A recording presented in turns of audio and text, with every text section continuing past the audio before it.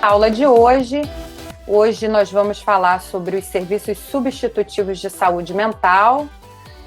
A ideia é a gente conversar um pouquinho, resgatar um pouco sobre a questão do histórico da loucura e da reforma psiquiátrica e entender como é que os serviços hoje de saúde mental estão organizados nessa rede de atenção psicossocial, tá? Então vamos conversar um pouquinho sobre os serviços substitutivos de saúde mental. Para começar a falar sobre a questão dos serviços substitutivos, a gente não pode deixar de contextualizar da onde que surge tudo isso, né? Porque trabalhar hoje na saúde mental a partir de dispositivos que são chamados de serviços substitutivos, dispositivos extra-hospitalares. Qual é a ideia? Da onde que surge essa história toda? Então, isso tem muito a ver, obviamente, tem tudo a ver com o movimento da reforma psiquiátrica brasileira, que é um movimento entendido como um conjunto de estratégias que visam reordenar as práticas de cuidado relacionadas à saúde mental, dando conta não só de uma questão empírica, mas também pela experiência prática e, acima de tudo, quando a gente fala de reforma psiquiátrica, isso é super importante, a gente está falando de uma nova forma de pensar a loucura. Então, vocês vão ter que entender que quando a gente discute sobre a forma de abordagem, o tipo de serviço, como as pessoas são acolhidas hoje, quais são os princípios que orientam a clínica da saúde mental hoje, a gente está falando de uma necessidade histórica, de como foi concebida a história da psiquiatria, que exigiu, ao longo dos anos, não remodelar, que eu acho que não é a palavra melhor, mas reformar a forma de pensar e de encarar a loucura. Vocês acompanharam o filme da Nise, O Coração da Loucura, e lá vocês puderam perceber como a história da loucura fez, durante muitos anos, inúmeras iatrogenias com as pessoas portadoras de transtornos mentais, principalmente marcadas pela questão do processo de exclusão social que essas pessoas sofreram, de estigmatização, de total alienação de quem são e que poder e papel podem ter enquanto cidadãos. Então é muito importante a gente entender já de cara que para falar da psiquiatria, para falar do movimento da reforma psiquiátrica, a gente precisa entender que a gente está tratando de uma nova forma de pensar a loucura. Então a gente tem que estar disposto a abrir mão dos nossos referenciais, dos nossos paradigmas, de como a gente entendeu até hoje, como é que a gente deve encarar as pessoas portadoras de transtornos mentais, para saber como é que os dispositivos, que é a ideia da nossa aula de hoje, estão organizados. Então, quando a gente fala da reforma psiquiátrica brasileira, aí o sinalzinho de atenção, ficar todo mundo atento mesmo, a gente está falando de um olhar que está direcionado ao quê? Quando a gente fala desse reformar, como é que as pessoas pensam sobre a loucura. A gente está falando principalmente da desconstrução do aparato psiquiátrico, aqui entendido como conjunto de relações entre instituições, práticas e saberes que se legitimam como científicos a partir dos conceitos que são aprisionadores e redutores da complexidade dos fenômenos. Isso quer dizer o seguinte, que é absolutamente reducionista pensar que para tratar a loucura essas pessoas precisam estar trancadas num lugar, precisam estar isoladas do mundo, que é isso que resolve o problema delas e que é isso que resolve o problema da sociedade. Então, a história da loucura e da psiquiatria provou mais do que nunca de que esse referencial de entendimento sobre as questões da loucura está absolutamente equivocado.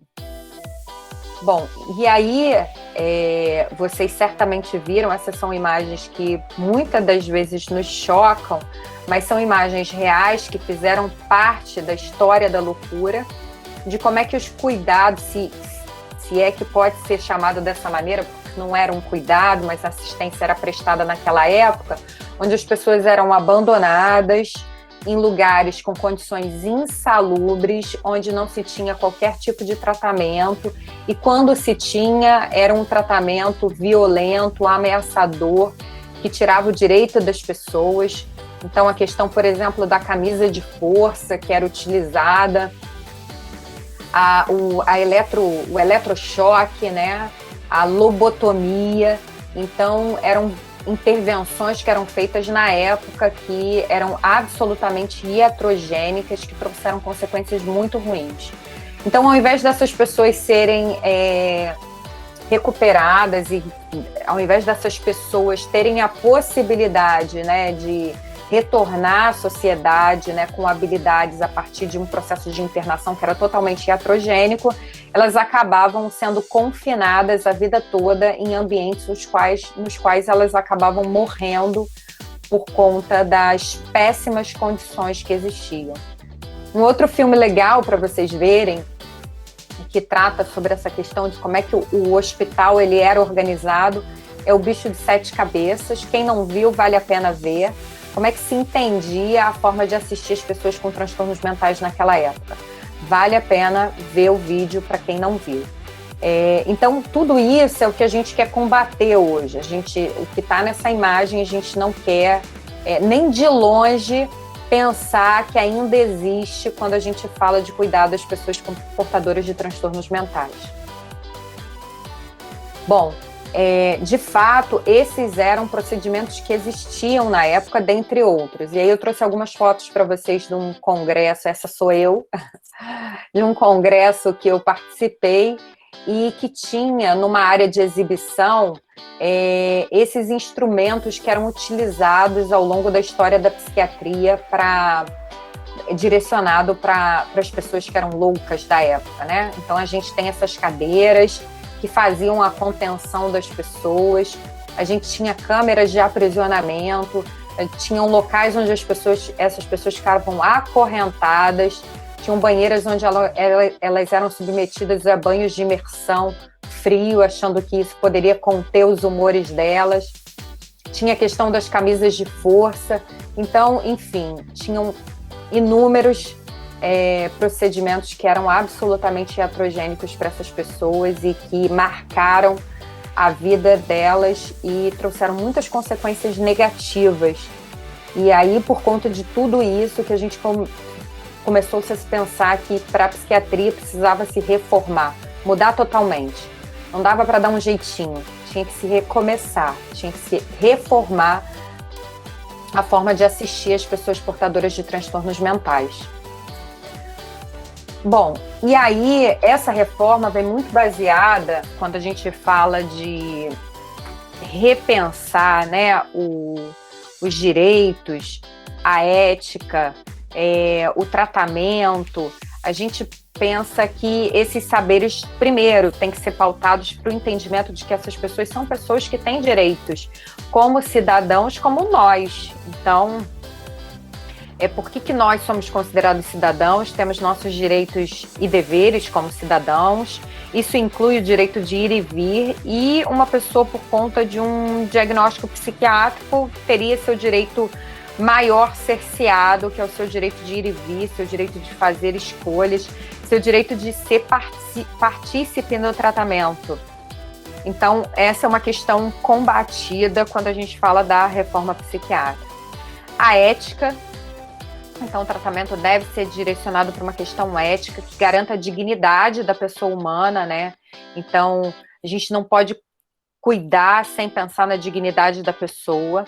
E um tratamento que seja dentro de ou fora, melhor dizendo, um tratamento comunitário que esteja num ambiente onde todos nós estamos, que possa, de fato, garantir esse direito de ir e vir. Então, um tratamento na sociedade, nos espaços sociais. Esse é um tratamento que a gente preconiza quando a gente fala da reforma psiquiátrica brasileira.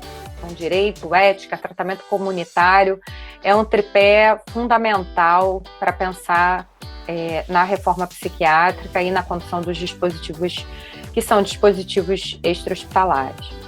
Então, o lema que a gente tem, né, do Movimento dos Trabalhadores em Saúde Mental, fazendo um resgate rápido, é um lema que a gente levanta a bandeira até hoje, que é por uma sociedade sem manicômios. Então, a gente entende que o manicômio está fadado à destruição.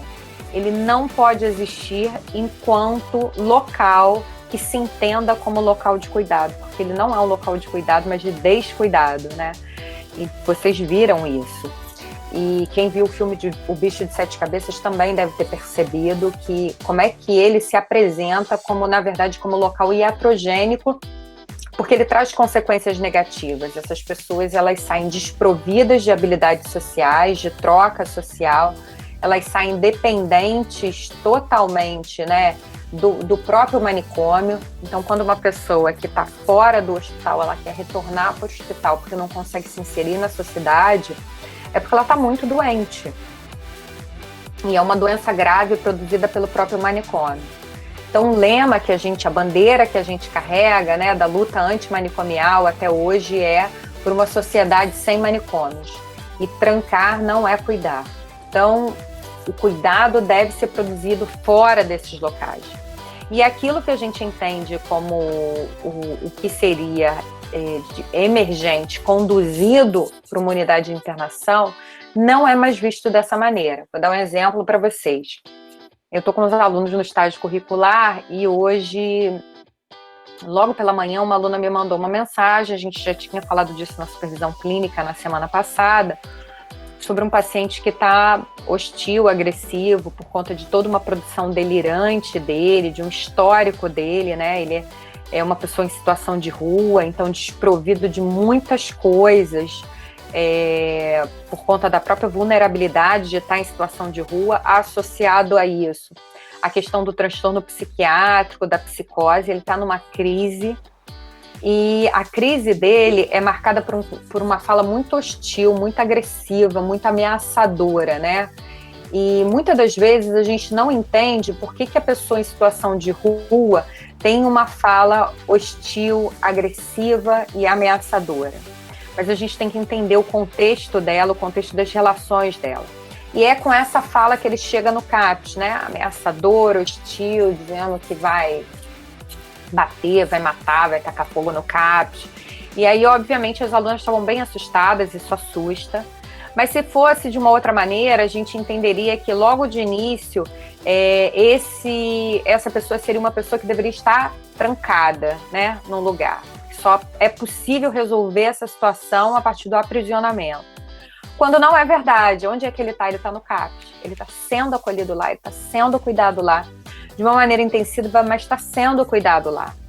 Então, a gente tem que começar a pensar que esses nossos referenciais daquilo que precisa ficar trancado e daquilo que precisa ficar excluído e que mais nos amedronta e nos ameaça no nosso imaginário social, não é, na verdade, essa forma que a gente pensa em conduzir as relações. Esse é um dos exemplos, a gente tem inúmeros outros, mas a gente pode pensar sobre a própria questão da psicose, da produção do delírio, porque uma pessoa que tem uma forma de pensar que diverge do que a gente pensa, no caso do delírio, né, que é uma reorganização da forma que você olha para a sociedade. Então, quando você delira, você está reinterpretando as relações sociais, você está criando a sua forma de lidar com a sociedade. Por que uma pessoa chega a um ponto de necessitar do delírio como forma de relação social? E aí ela precisa estar trancada porque a forma dela de se organizar é diferente da organização prevista pela sociedade.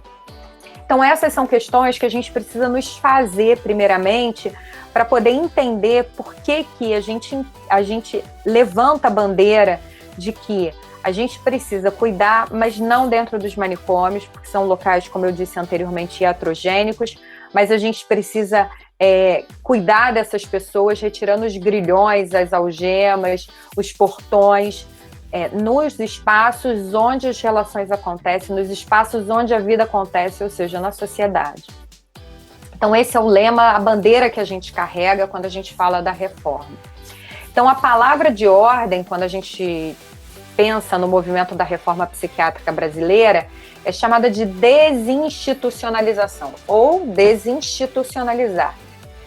Então, quando a gente fala de desinstitucionalizar, E aí a gente tem o manicômio, isso está certinho, como figura principal nesse processo de desinstitucionalização. Mas como eu falei no início, a gente está falando de práticas e saberes. Um CAPS poderia ser um pequeno manicômio se a reprodução do cuidado fosse parecida com o cuidado ou assistência que era prestada dentro do manicômio. De cercear o direito de fala, cercear o direito de escolha, não tratar essas pessoas, como foi o Lauro que falou no início, com dignidade e respeito. Então, facilmente, um CAPS, que é um dispositivo de cuidado pensado para a reforma, poderia se tornar um pequeno manicômio. Não estou dizendo que vai acontecer, a ideia é que não aconteça, né? Mas como a gente conduz, como a gente olha para esse sujeito, como a gente conduz a nossa prática, é que vai fazer toda a diferença. O espaço físico, nesse sentido, ele é importante, mas para além do espaço físico, a gente tem que pensar em como as pessoas conduzem, entendem a questão da loucura.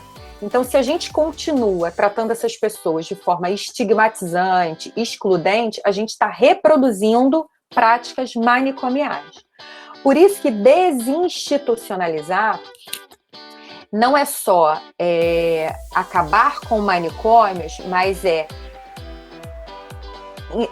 acabar com a forma de pensar do manicômio, uma forma que a gente chama de forma totalizante. E aí tem um livro muito interessante, eu não sei se vocês já leram, mas eu recomendo, que é Prisões, Manicômios e Conventos, do Irving Goffman. Alguém já teve a oportunidade de ler esse livro?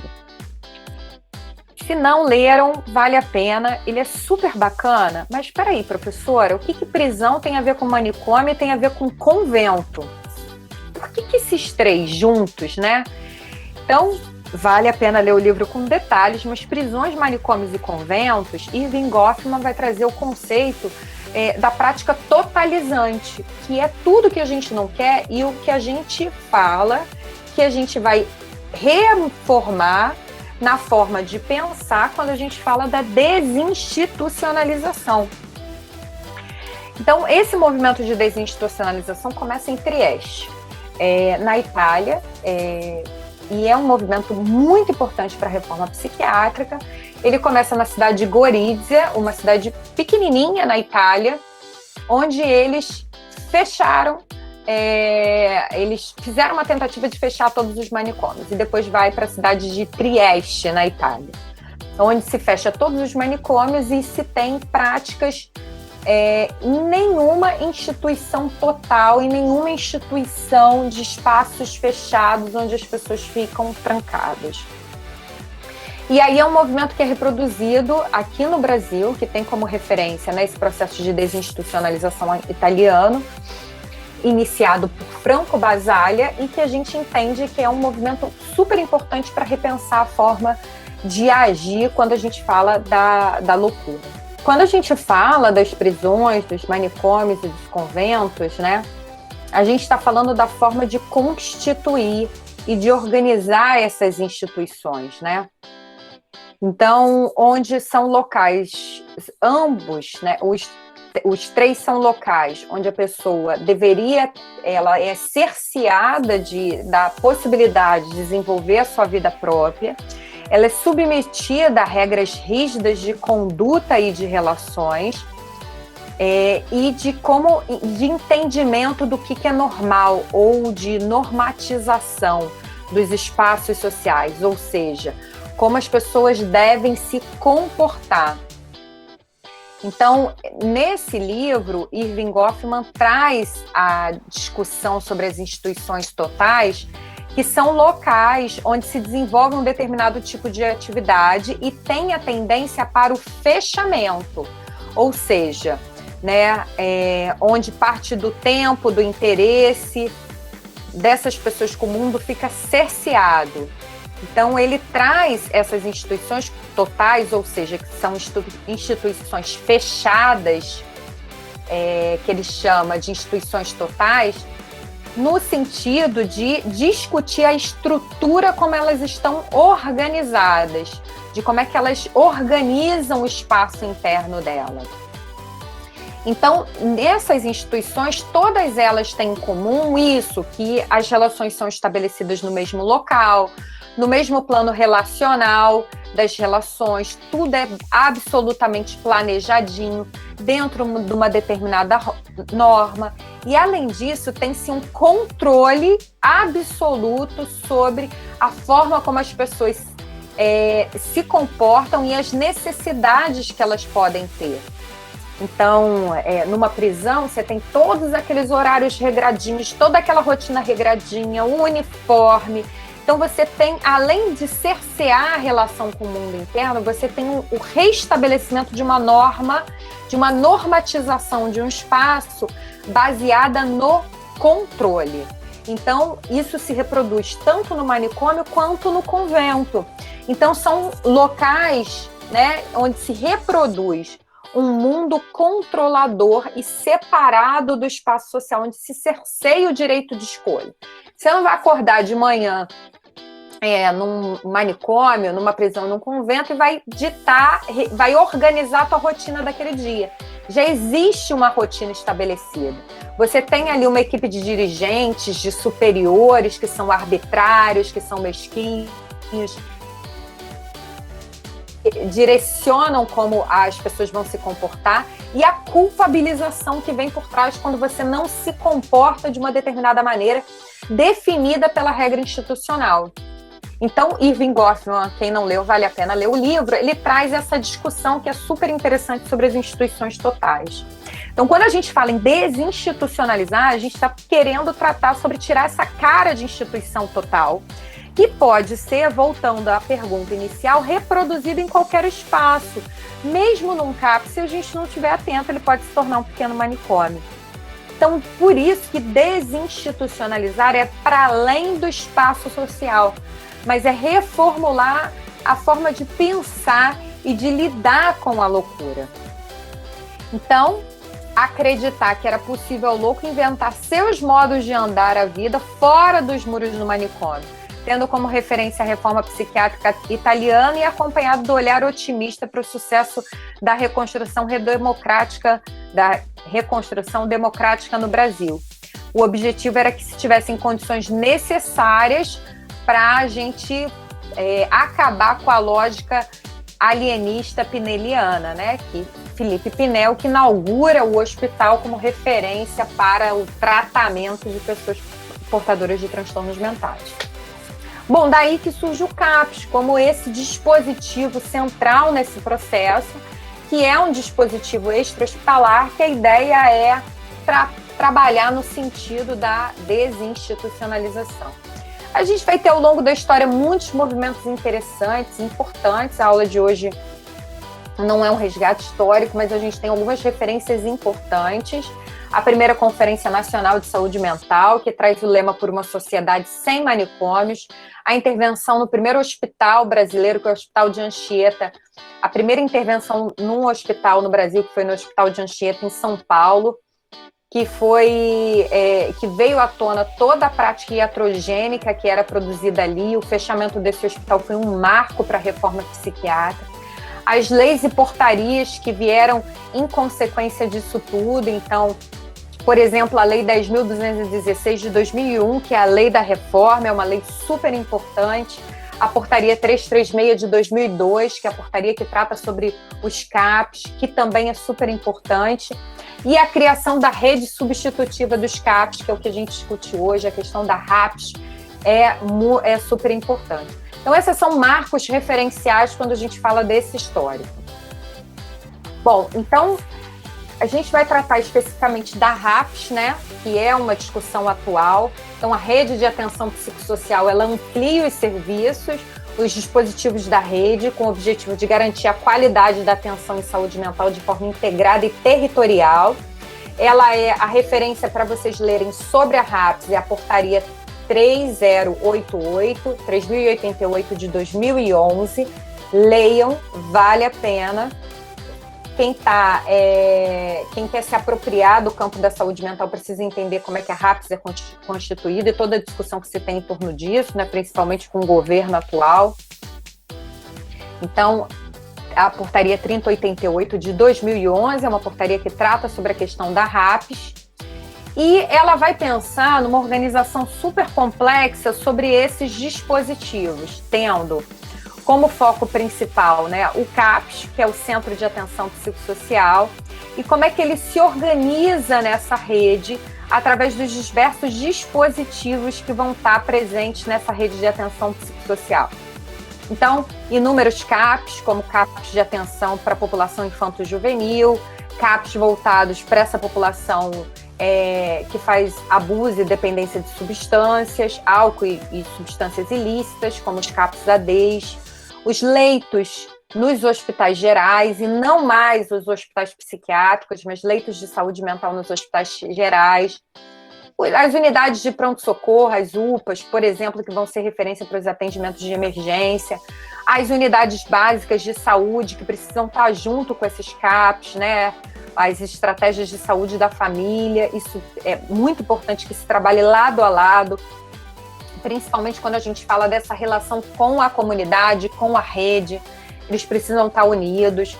Os centros comunitários, que são absolutamente importantes, a gente trabalha com alguns deles lá no NISE, o Ponto de Cultura Loucura Suburbana, não sei se alguém já teve a oportunidade de participar do Carnaval do Loucura Suburbana, que é um movimento super forte lá no bairro de Engenho de Dentro, que resgata o carnaval do bairro, e ele é um dispositivo que trabalha a questão da desconstrução da loucura a partir do carnaval nas ruas.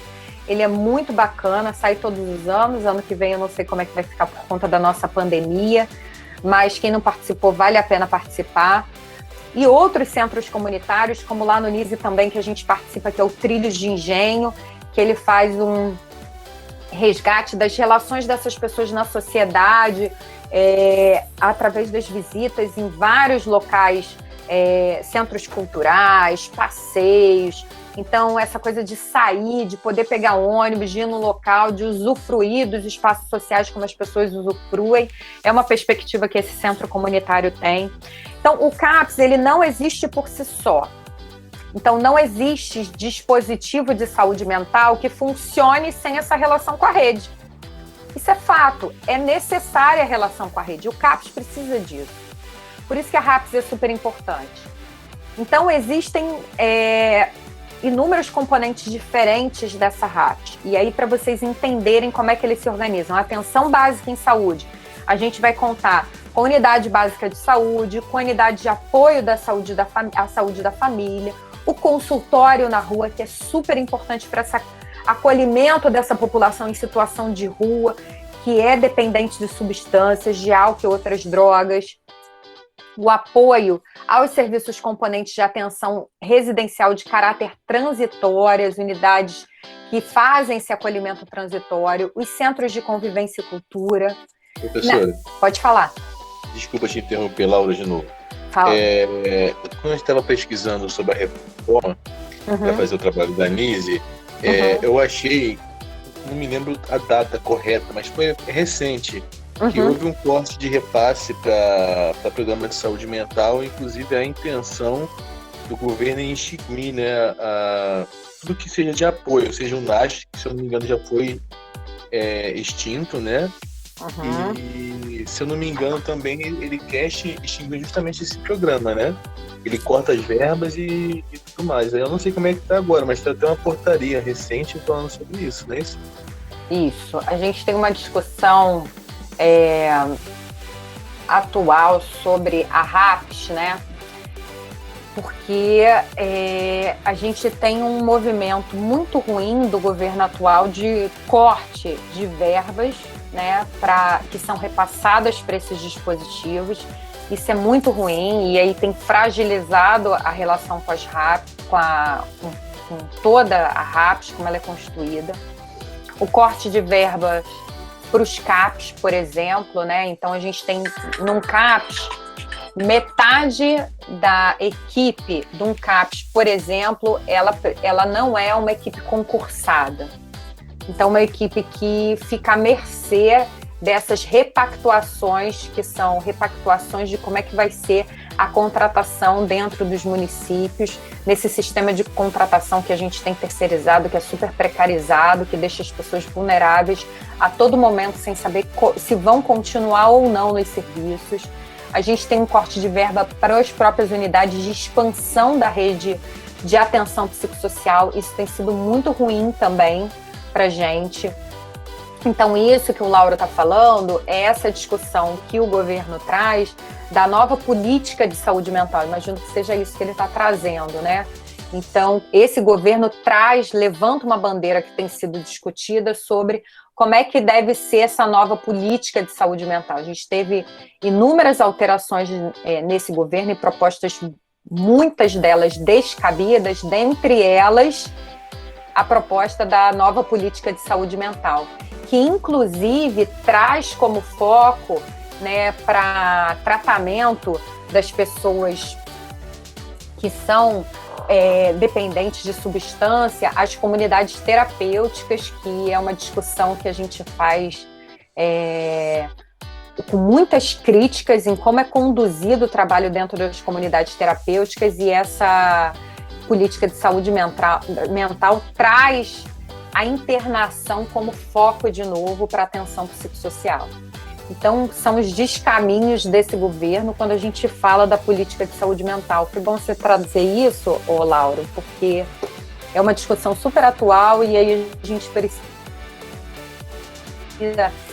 que a gente pensa as questões da saúde mental para poder organizar na nossa cabeça qual o caminho que deve ter a política de saúde mental. Então, essa política ela tem sofrido muitas críticas com os militantes da reforma, as pessoas que estão de frente nesse processo, né, principalmente nos dispositivos extra-hospitalares, de como é que a política de saúde mental deve ser conduzida. Hoje, posso te dizer, infelizmente, com muitos atropelos, né? E aí, quando a gente não garante o repasse de verbas para as unidades, a contratação da equipe, a gente deixa as unidades, né, vendidas e com dificuldade de acolhimento da população. Isso é muito ruim. E os CAPs têm sofrido muito em relação a isso.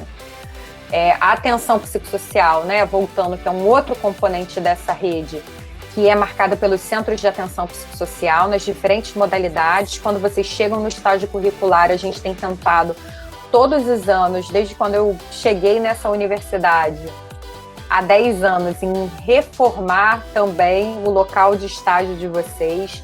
E vocês têm feito o estágio nos centros de atenção psicossocial, onde eu penso que são os locais de referência para vocês entenderem sobre a saúde mental e todo esse processo histórico, como é que ela deve ser conduzida nos dias de hoje.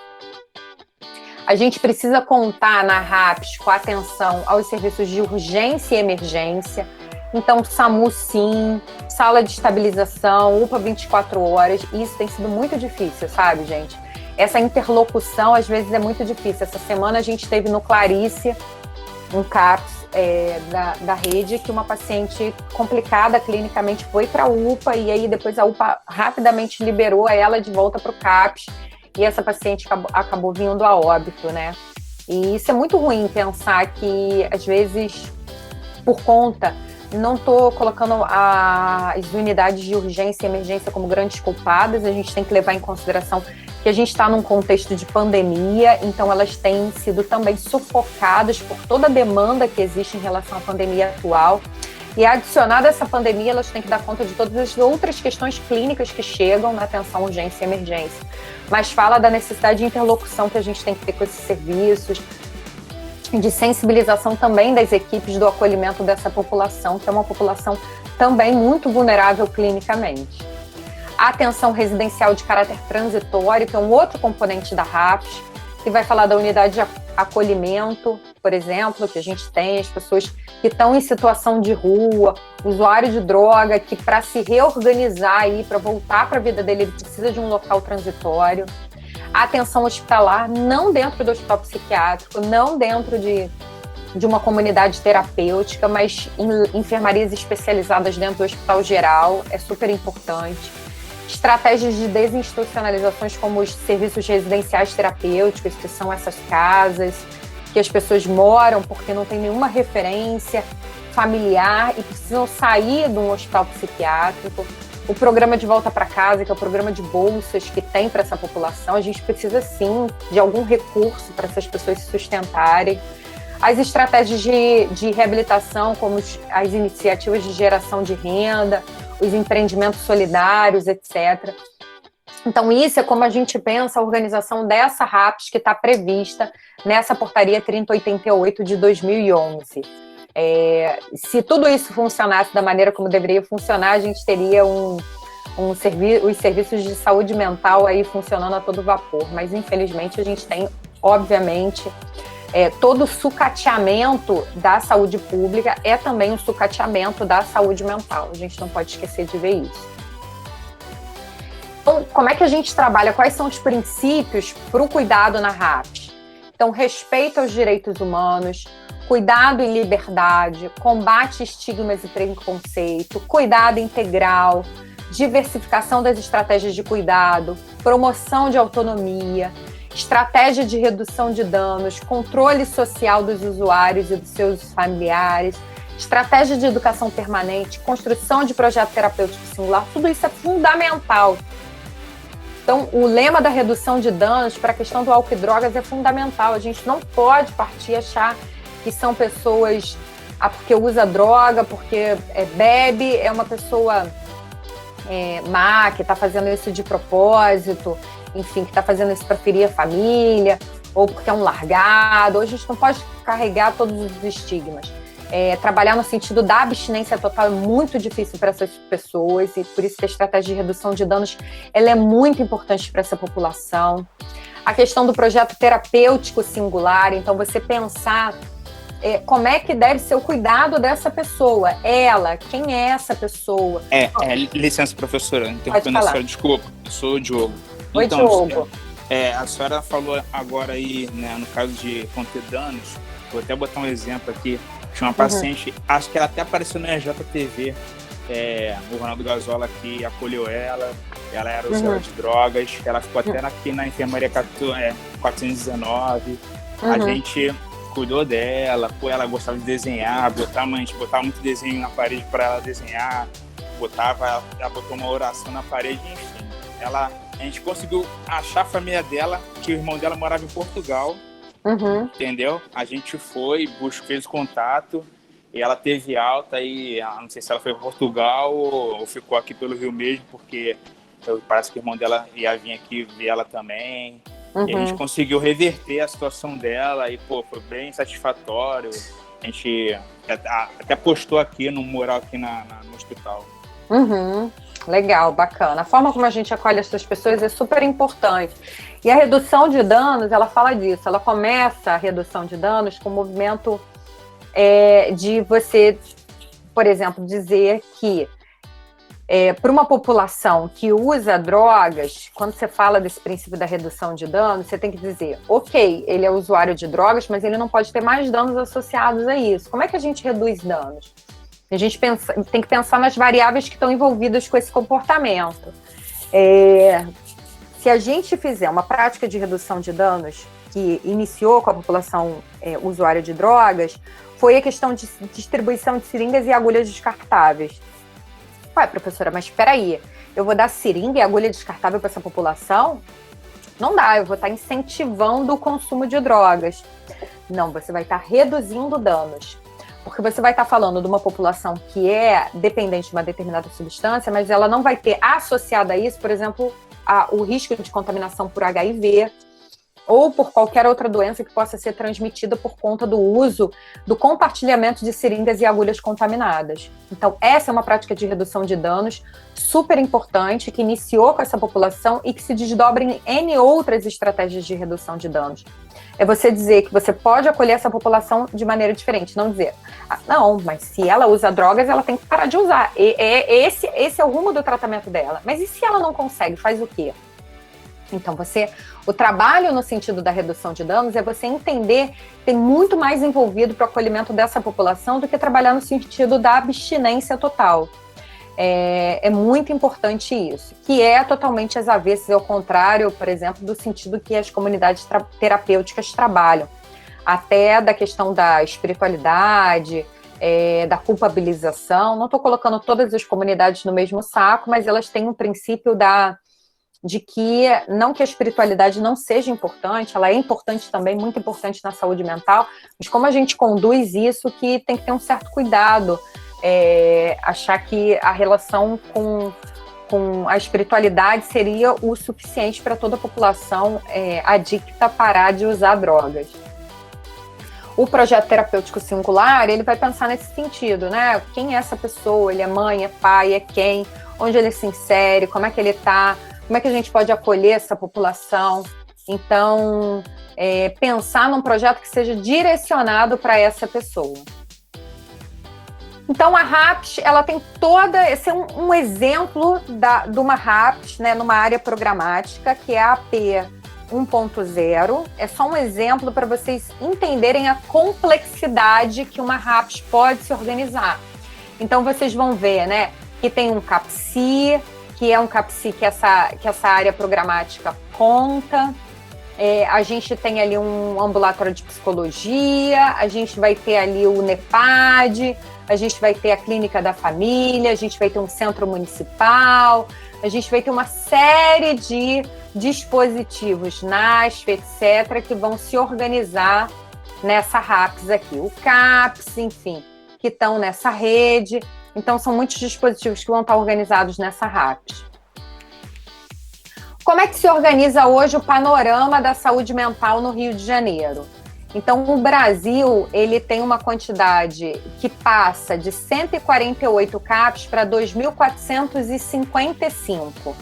No município do Rio de Janeiro, a rede de atenção psicossocial está dividida nos segmentos, que é AP 1.0, 2.1, 2.2, 3.1, 3.2 e 3.3 e 4.0, 5.1, 5.2 e 5.3. Então, é mais ou menos assim que vocês vão visualizar como é que está a rede de saúde mental no Rio de Janeiro.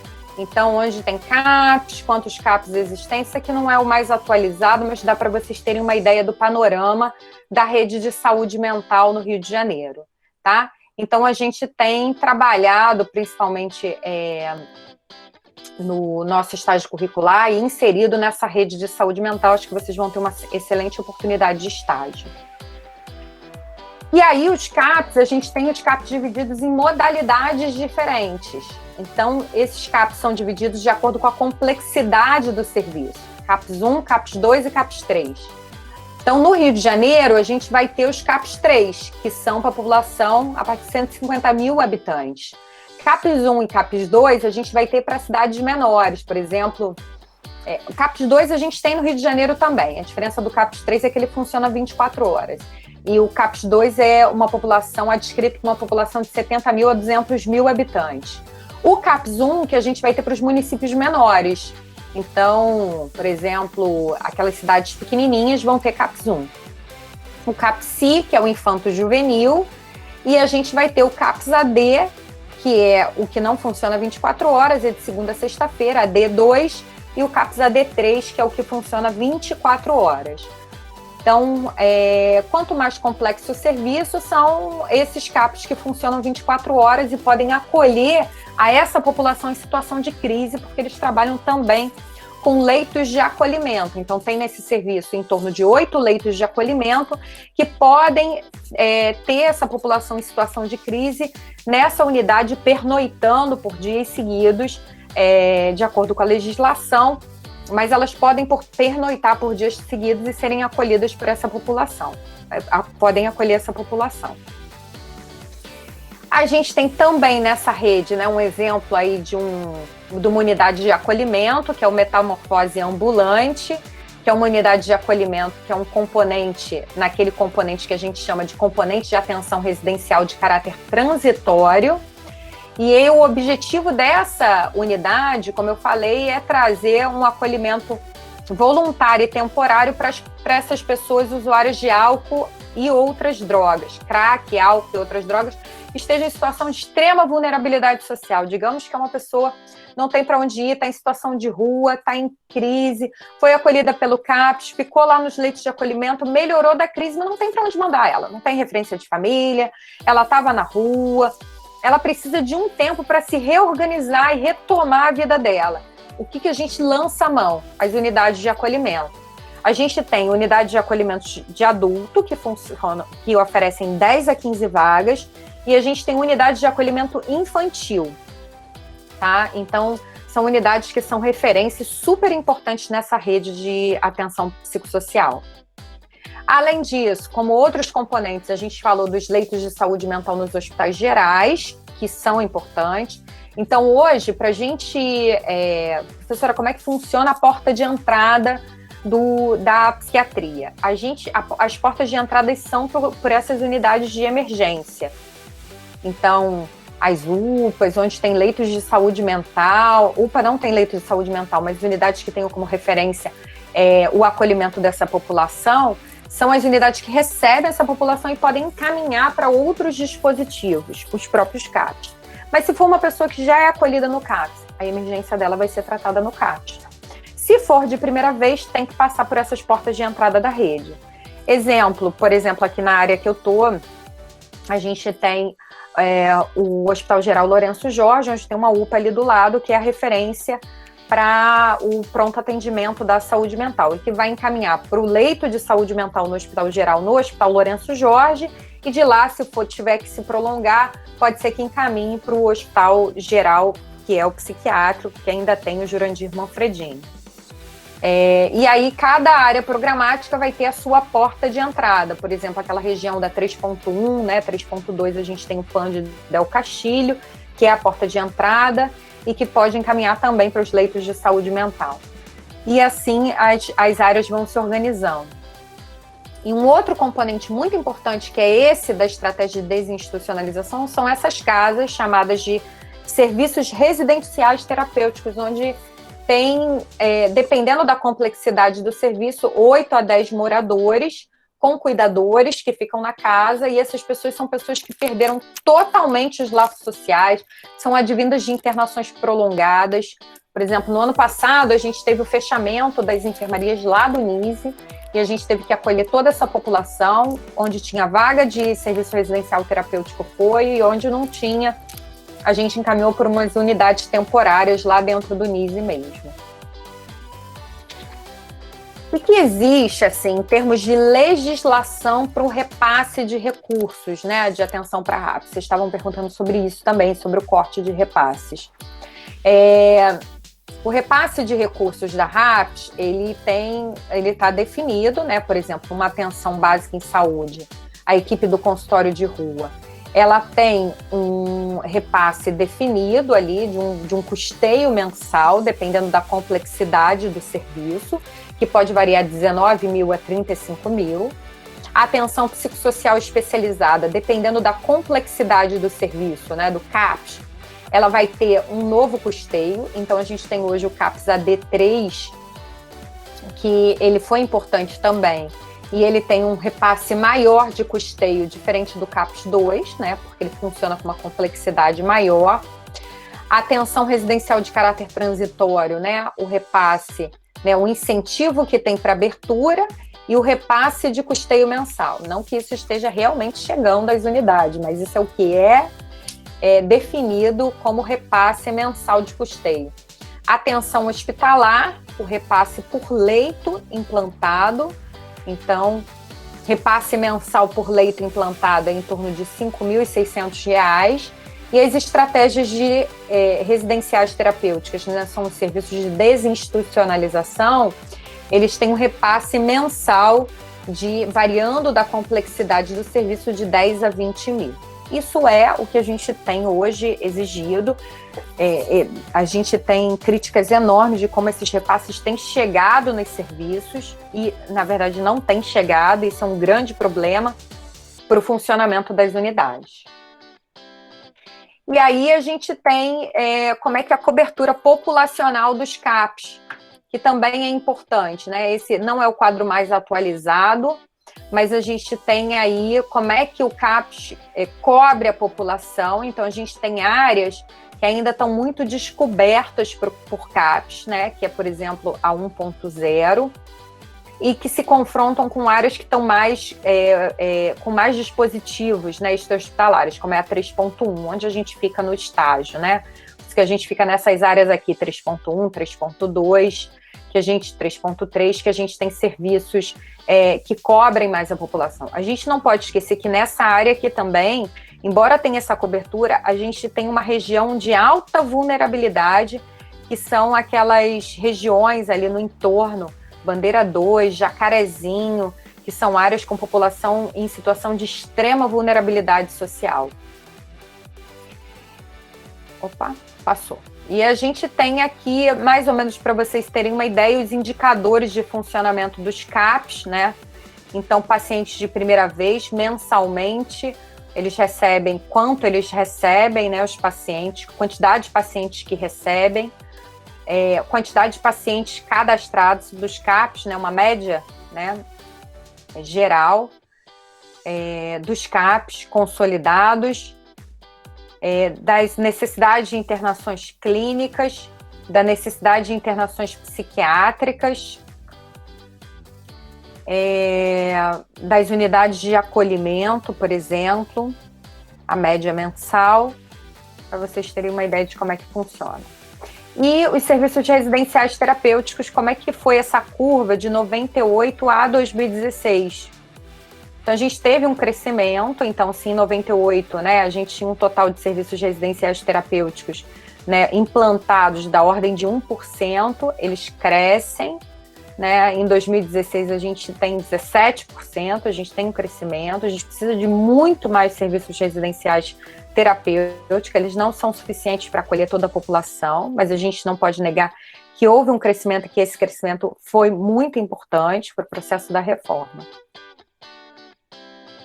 E a gente tem os leitos psiquiátricos aqui como retaguarda da rede de urgência, né? Para onde que se pode encaminhar ainda? E aí foi falado já do Ronaldo Gazola, né? Que é uma das referências, não sei se continua com essa relação de 15 leitos. Tem um aluno que trabalha aí no Ronaldo Gazola, mas essa era a referência que a gente tinha de 15 leitos. A gente tem o IPUB, o Instituto de Psiquiatria, que tem 106 leitos. Eu fui enfermeira do IPUB durante muito tempo. Tem logo ao lado o Instituto Felipe Pinel, 95 leitos. O Jurandir Manfredini, 80 leitos. O Nise da Silveira não tem mais esses 74 leitos, está desatualizado. Acabaram os leitos no Nise da Silveira. A gente tem o Pedro II, o CPRJ e o Evandro Freire e o Ronaldo Gazola. E os indicadores das urgências e emergências são um dado de 2016.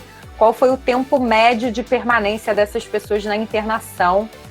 Então, a gente tem aqui, por exemplo, no Jurandir Manfredini, com uma média de dias maior. A gente lembra que essa população é uma população que tem transtornos psiquiátricos, mas tem uma questão social super importante. E também com uma taxa, o mesmo Jurandir Manfredini, com uma taxa de ocupação muito alta, né? Então ele está sempre com os leitos ocupados. Agora, com o término do Nise da Silveira, essas unidades, certamente essa taxa de ocupação mudou, deve ter aumentado. E a gente tem aqui aí a média mensal por unidade de atendimentos. A gente ainda tem internações, mas a gente diminuiu muito ao longo da história as internações dessas pessoas, com os serviços principalmente esses que são modalidade 3, que funcionam 24 horas. E aqui vocês vão ver a origem e destino dos pacientes admitidos na porta de entrada. Então, da onde que eles chegam? Então, a gente vê, né? Da onde que elas chegam normalmente. A gente vê que a demanda maior vem do Corpo de Bombeiro. A gente tem o SAMU também. Trazido e encaminhado do CAPS é a menor demanda que se tem para internação, em contrapartida dos serviços que acolhem a população fora dessas unidades. E para onde elas vão? Então, a gente ainda tem um encaminhamento grande para os ambulatórios, seguido dos CAPs, né, e de uma necessidade de internação hospitalar em terceiro lugar, para onde essas pacientes vão aí quando a gente fala. E fora as questões dos óbitos, evasões, etc., né? Bom, qual o desafio que a gente tem caminhando para a finalização dessa aula? O maior desafio que a gente tem é não ter clinos ou leitos como avatar de sua boa prática, né? A gente ter aí como lançar a mão desses leitos em caráter extraordinário e temporário, de forma que seja clínica e positiva para essas pessoas. Domingos Sávio fala da necessidade de lotar CAPs de vagas e não de leitos, né? Não caracterizar essa questão da internação, mas dessa relação transitória de um acolhimento. A gente ainda tem 1.645 CAPs para 5.645 municípios, é pouco, não é suficiente. Um desafio que a gente tem é o desafio da atenção à crise, porque a gente ainda tem muitos serviços que fecham às 17 horas, que não são modalidades 3, então a gente tem dificuldade para dar conta. Então, a necessidade de implantação de mais CAPs 3 e a inclusão da atenção básica como parceira mesmo nessa rede de cuidados. A gente também tem um dos desafios importantes que os profissionais, né, muitos não se sentem convocados pelos apoios éticos e políticos do início do movimento. Então, hoje, a geração que está aí, às vezes, é uma geração que não conhece o movimento da reforma, que não foi a geração que foi para as ruas, que levantou a bandeira, e às vezes essa identificação é difícil, quando não é aquela geração que viveu aquela história. Então, sensibilizar, convocar essa nova população para esse movimento antimanicomial é super importante. O enfrentamento da hegemonia médica e do lugar simbólico dos medicamentos, que nem tudo se resolve com a questão do medicamento. O medicamento, às vezes, é uma bengala para algumas questões de saúde mental. E um equívoco seria excluir psiquiatras do planejamento da saúde mental. O CAPS não trabalha nesse sentido, o CAPS é muito bom em trabalhar em equipe, e é um dos pontos positivos que os alunos sempre falam: professor, eu nunca vi trabalho em equipe como é o trabalho desenvolvido nos CAPS, é fora do comum, eles são super integradores, a relação entre a equipe é muito boa, eles discutem todos os casos. A necessidade de aproximação das universidades, a Unirio, a gente tem feito esse movimento cada vez mais forte de aproximação dessa rede de cuidado, por isso que a gente tem os alunos sendo formados nos CAPs. O déficit que aí a gente ainda tem, né, da pós-graduação em saúde mental, a necessidade de prosseguir nessa formação. E essa nova geração do campo da saúde mental, né, que precisa de um modelo de capacitação técnica especializada que seja em alto nível, que tenha capacidade crítica, para que a gente não veja profissionais que são, como diz Bezerra Júnior, né, o Benilton, mesmerizados pelo discurso técnico e desconectados do espírito da reforma. A gente precisa de pessoas conectadas a esse espírito da reforma, levantando a bandeira da reforma psiquiátrica. Entender que não existe estratégia mais potente para criar coesão de um grupo ou de um movimento do que ter inimigos comuns contra quem lutar. Então, isso é super importante, a Napita fala disso. Tornar o acesso igualitário para a população também indígena, infanto-juvenil, rural. A gente precisa trabalhar a questão da equidade dos recursos humanos. E a gente ainda tem, né, das 10 condições de maior expressão de carga global de doença, ou seja, que vão ser mais incapacitantes para as pessoas ao longo da vida, está a depressão, a dependência do álcool, a esquizofrenia, o transtorno afetivo bipolar e o transtorno obsessivo compulsivo. O impacto dessa carga global de doença é de 18%. E isso é muito importante da gente dizer e lutar por isso, porque isso vai impactar diretamente na lógica de troca da nossa sociedade hoje, que é a lógica do capital.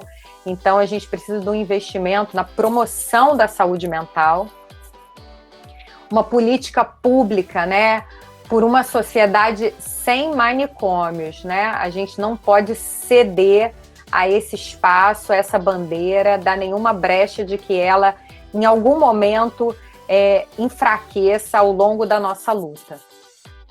E, para finalizar, eu queria finalizar com uma frase da Ana Pita, que ela diz que reforma psiquiátrica brasileira está na esperança que os usuários, familiares, trabalhadores, esses novos protagonistas que amadurecem e se renovam a cada dia, encontrem modos mais sensíveis de reduzir os danos causados pelas nossas instituições e nossas escolhas insensatas. Então, de perto, quem é que é normal? Ninguém é normal de perto. E saúde mental não se vende, louco não se empreende, quem está doente é o sistema social. Por uma sociedade sem manicômios, essas são as referências da aula de hoje e eu espero que vocês tenham gostado.